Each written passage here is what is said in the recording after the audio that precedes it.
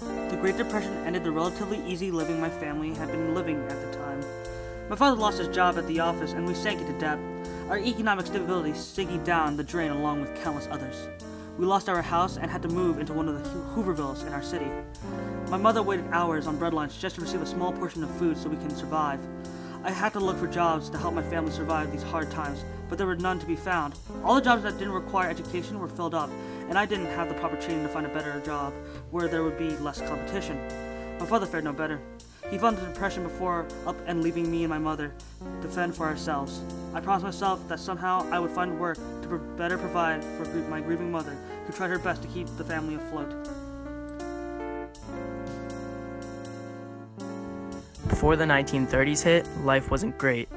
But we had a place to call home, a stable way of life where Father and I would work in the fields as my sister helped my mother with the housework. The dirty 30s changed all of that. Dust storms and drought drove us from our house as we headed to the cities for better opportunities.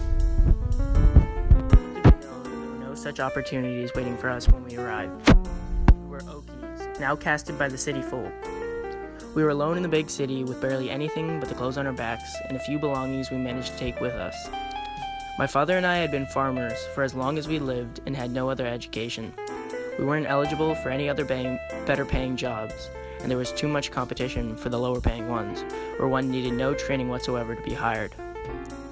So we waited in the Hooverville in despair, at loss of what we could do so that our family could regain some of that stability we used to have.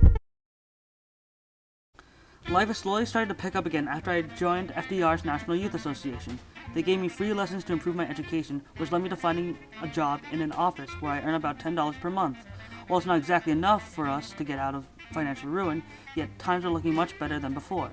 Now we have enough money so that my mother no longer has to wait in bread lines, and I'm saving so that we can move out of Hooverville back into an apartment. I see my mother's relieved smile because now I can support the family by doing a job of working in an office building, dealing with papers and all of that jazz. Though unfortunately my father still never came back, well, I'll never forgive him. He can rot for all I care. Besides, I can take care of myself and my family without him. We are now slowly getting it back together. However, as soon as I overheard a conversation about something known as the National Youth Association that would help teach people for free to get better paying jobs, I joined, and soon found myself landing a job as a construction worker building infrastructure. I earn about $6 a month, and so far I've managed to save enough money so that my sisters can start going to school without the worry of no food.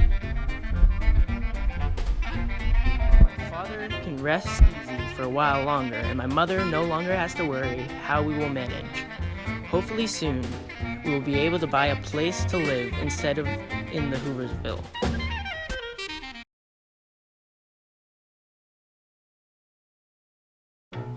Life is slowly starting to pick up again after I joined FDR's National Youth Association.